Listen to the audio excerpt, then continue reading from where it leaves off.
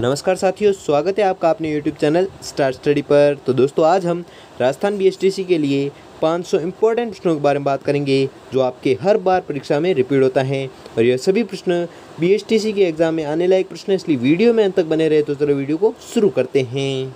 तो आपका पहला सवाल है कि टा का उदाहरण है, तो किसका उदाहरण है? जल संरक्षण का। ठीक है।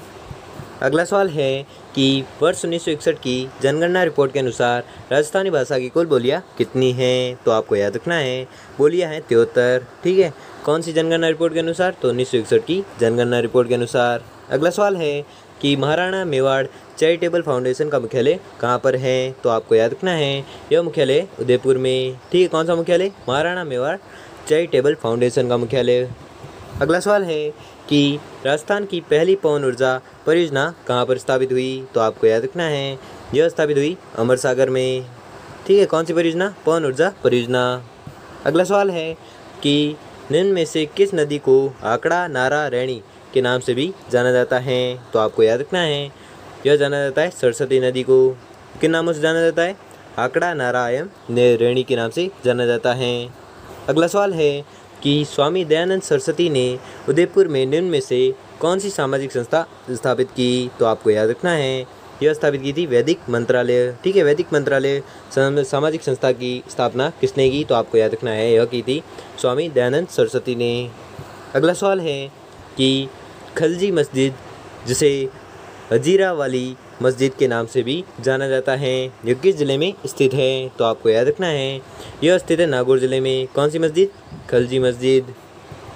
अगला सवाल है कि आबू के परमाणु की वैभवयुक्त राजधानी थी? तो आपको याद रखना है, यह राजधानी थी चंद्रावती। ठीक है। अगला सवाल है कि पद्मश्री महेश राज सोनी की किस क्षेत्र में पहचान है? तो आपको याद रखना है, इनकी पहचान है थेवा कला में। ठीक है। किसकी? पद्मश्री महेश राज सोनी की। अगला सवाल है कि सामाजिक सुधारक एवं विधिवेता हरविलास शारदा का जन्म कहाँ पर हुआ था? तो आपको याद रखना है, यह हुआ था अजमेर में। ठीक है। अजमेर में किसका जन्म हुआ था? तो हरिविलास शारदा का जन्म हुआ था। यह सामाजिक सुधारक थे। अगला सवाल है कि आहू एवं परवन नदियाँ किसकी सहायक नदियाँ हैं? तो आपको याद रखना है, यह सहायक नदियाँ हैं काली सिंध की। अगला सवाल है कि कौन सा युग्म सही नहीं है? तो आपको याद रखना है, पचपदरा जैसलमेर, यह सही नहीं है युग्म। अगला सवाल है कि राजस्थान के किस जिले में सर्वाधिक अफीम का उत्पादन होता है? तो आपको याद रखना है, सर्वाधिक उत्पादन होता है चित्तौड़गढ़ में। ठीक है। किसका उत्पादन होता है? अफीम का। कहाँ पर होता है? सर्वाधिक चित्तौड़गढ़ में होता है। अगला सवाल है कि राजस्थान का राज्य वाद्य है? तो आपको याद रखना है, राज्य वाद्य है अलगोजा। अगला सवाल है कि खड़ीन सिंचाई पद्धति लोकप्रिय है? तो कहाँ की लोकप्रिय है? जैसलमेर की। ठीक है। जैसलमेर की सिंचाई पद्धति लोकप्रिय है। कौन सी? खड़ीन। अगला सवाल है कि निम्न में से किस राज्य चिन्ह में उक्ति लिखी गई है?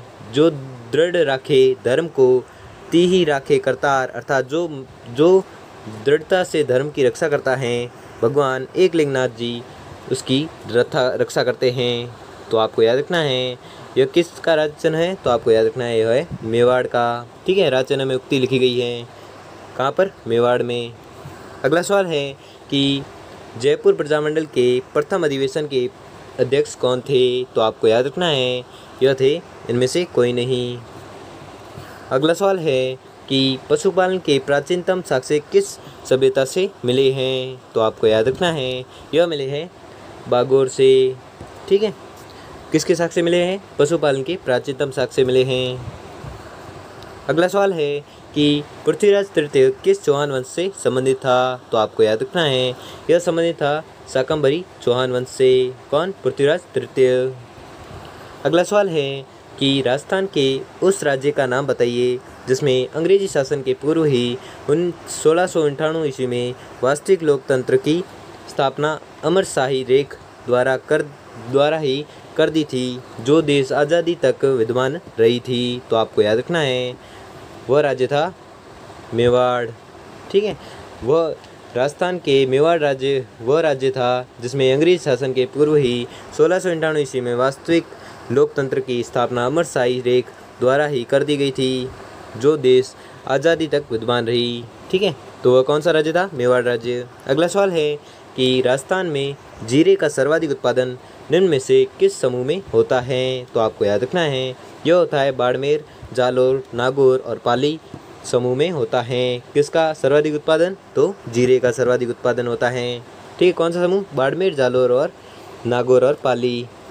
अगला सवाल है कि वालर प्रसिद्ध नृत्य हैं, तो कहाँ का प्रसिद्ध नृत्य है? सिरोही जिले का। ठीक है, सिरोही जिले का प्रसिद्ध नृत्य कौन सा है? तो वालर है। अगला सवाल है कि देवेंद्र झाझड़िया संबंधित है, तो कहाँ से संबंधित है? एथलेटिक्स से। ठीक है, एथलेटिक्स से संबंधित है कौन? देवेंद्र झाझड़िया। अगला सवाल है कि सती प्रथा पर प्रतिबंध लगाने वाली पहली राजपूत रियासत कौन सी थी? तो आपको याद रखना है, वह रियासत थी बूंदी रियासत। ठीक है, बूंदी रियासत वह रियासत थी जो सती प्रथा पर प्रतिबंध लगाने वाली पहली राजपूत रियासत थी। अगला सवाल है कि सुमेलित युग्म नहीं है, तो कौन सा सुमेलित युग्म नहीं है? पृथ्वीराज विजय चंद्रवरदायी। तो पृथ्वीराज विजय किसने लिखा था? जैनक ने लिखा था, चंद्रवरदायी ने नहीं लिखा था, इसलिए आपका आंसर हो जाएगा पृथ्वीराज विजय चंद्रवरदायी। अगला सवाल है कि अजमेर मेरवाड़ा का राजस्थान में विलय हुआ था, तो कब हुआ था? 1 नवंबर 1956 को। ठीक है, 1 नवंबर 1956 को क्या हुआ था? तो अजमेर मेरवाड़ा का राजस्थान में विलय हुआ था। अगला सवाल है कि झालावाड़ राज्य में कौन सा शासक कला एवं संगीत का महान आश्रयदाता सिद्ध हुआ? तो आपको याद रखना है, वह शासक था, इसका तो मेरे को पक्का आंसर नहीं पता है, इसलिए ये भी मेरे को आपको कमेंट करके ज़रूर बताना है। ठीक है, ठीक है, लास्ट में आपको पूछूंगा कि इसका जवाब क्या है, तो कमेंट में ज़रूर बताएं। जिसका सही हुआ उसको शाउट आउट मिलेगा। ठीक है, तो अगला प्रश्न देखते हैं। अगला सवाल है कि तकावी का अर्थ है, तो तकावी का अर्थ क्या है? कृषि कार्य के लिए कृषकों को राज्य द्वारा अग्रिम धनराशि देना। ठीक है, अगला सवाल है कि भगत आंदोलन संबंधित है, तो भगत आंदोलन किससे संबंधित है? गोविंदगिरी से। ठीक है, गोविंदगिरी से संबंधित क्या? भगत आंदोलन। अगला सवाल है कि रागमाला का प्रसिद्ध चित्रकार डालू राजपुताना की किस शैली से संबंध है? तो आपको याद रखना है, यह है मेवाड़ राज्य से। ठीक है, मेवाड़ शैली से संबंध है। किस चित्रकार का? तो रागमाला का प्रसिद्ध चित्रकार डालू राजपुताना की किस शैली से संबंध है? तो मेवाड़ शैली से संबंध है। अगला सवाल है कि कटारगढ़ किस किले का एक भाग है? तो आपको याद रखना है, यह भाग है कुंभलगढ़ किले का। ठीक है, अगला सवाल है कि जयपुर के इतिहास में किसे कला संगीत एवं साहित्य का महान आश्रयदाता माना जाता है? तो यह भी आपको मैं कमेंट में पूछूंगा। ठीक है, इन दोनों के जवाब आपको लास्ट में कमेंट बॉक्स में ज़रूर बताने हैं, और जिसने सही जवाब सर्वप्रथम दिए उसे मैं शाउट आउट दूंगा। ठीक है, यानी कि वापस जवाब दूंगा। अगला सवाल है कि बेंगटी किस संत का पवित्र स्थल है? तो आपको याद रखना है, बेंगटी है अड़भुजी का। ठीक है, अड़भुजी का पवित्र स्थल है। अगला सवाल है कि निम्न में से कौन सा अंगरक्षी का उपनाम है? तो आपको याद रखना है, यह उपनाम है उपयुक्त सभी का। अगला सवाल है कि राजस्थान मौलाना अबुल कलाम आज़ाद अरबी फ़ारसी शोध संस्थान कहाँ स्थित है? तो आपको याद रखना है, यह स्थित है टोंक ज़िले में। ठीक है, तो कौन सा संस्थान? राजस्थान मौलाना अबुल कलाम आज़ाद अरबी फ़ारसी शोध संस्थान। ठीक है, कहाँ पर स्थित है? टोंक में। अगला सवाल है कि राष्ट्रीय सरसों अनुसंधान केंद्र है, तो कहाँ पर है? सेवर में। अगला सवाल है कि डॉक्टर बलवंत राय मेहता समिति एवं अशोक मेहता समिति का संबंध किससे है? तो आपको याद रखना है, यह संबंध है पंचायत राज सुधार से। अगला सवाल है कि डॉक्टर बलवंत राय मेहता समिति एवं अशोक मेहता समिति का संबंध किससे है? तो आपको याद रखना है, यह संबंध है पंचायत राज सुधार से। अगला सवाल है कि होली का त्यौहार मनाया जाता है, तो आपको याद रखना है, यह मनाया जाता है फाल्गुन माह में। ठीक है, फाल्गुन माह में कौन सा त्यौहार मनाया जाता है? तो आपको याद रखना है, होली का त्यौहार मनाया जाता है। अगला सवाल है कि विज्ञान के क्षेत्रों में किस शासक का योगदान उल्लेखनीय माना जाता है? तो आपको याद रखना है, यह माना जाता है स्वाई जयसिंह का। ठीक है, स्वाई जयसिंह का योगदान उल्लेखनीय माना जाता है। किस क्षेत्र में? विज्ञान के क्षेत्र में। अगला सवाल है कि लोद्रवा किस जाति के लिए प्रसिद्ध हैं? तो आपको याद रखना है यह प्रसिद्ध है जैनी जाति के लिए। अगला सवाल है कि सुरई क्षेत्र में 8वीं से 10वीं शताब्दी के मध्य किसकी पूजा का प्रचलन था? तो आपको याद रखना है यह प्रचलन था। तो इसका भी उत्तर नहीं लिखा हुआ है, तो आपको यह भी आंसर कमेंट बॉक्स में कमेंट करके ज़रूर बताना है, ठीक है। तो कितने प्रश्न हो गए? 3 प्रश्न हो गए, और तीनों ही प्रश्न हमें कमेंट बॉक्स में कमेंट करके ज़रूर बताएं। अगला सवाल है कि डॉक्टर सलीम अली का संबंध है? तो आपको याद रखना है इनका संबंध है घना राष्ट्रीय पार्क से, ठीक है। अगला सवाल है कि कार्तिक महीने में चंद्रमा भागा का पशु मेला कहाँ आयोजित होता है? तो आपको याद रखना है यह आयोजित होता है झालरापाटन में, ठीक है। झालरापाटन में आयोजित होता है क्या? कार्तिक महीने में चंद्रमा भागा का पशु मेला कहाँ आयोजित होता है? तो यह होता है झालरापाटन में, ठीक है। अगला सवाल है कि इतिहासकार गौरीशंकर हीराचंद ओझा ने राजपूतों की उत्पत्ति किससे होना बताया है? तो आपको याद रखना है यह बताया क्षत्रियों से, ठीक है। किसने बताया? इतिहासकार गौरीशंकर हीराचंद ओझा ने, ठीक है। तो किसके संबंध में बताया? तो राजपूतों के संबंध में बताया कि उनकी उत्पत्ति हुई है क्षत्रियों से। अगला सवाल है कि 18 मार्च 1948 को मत्स्य संघ का उद्घाटन हुआ, तो हुआ था कहाँ पर हुआ था? अलवर में, ठीक है। अगला सवाल है कि चोकला कौन से पशु की नस्ल है? तो आपको याद रखना है यह नस्ल है भेड़ की, ठीक है। भेड़ की नस्ल कौन सी है? चोकला है।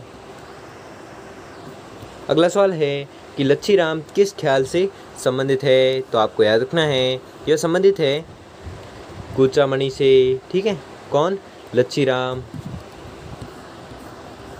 अगला सवाल है कि ऊंट उत्सव का आयोजन कहाँ पर होता है? तो आपको याद रखना है यह आयोजन होता है बीकानेर में, ठीक है।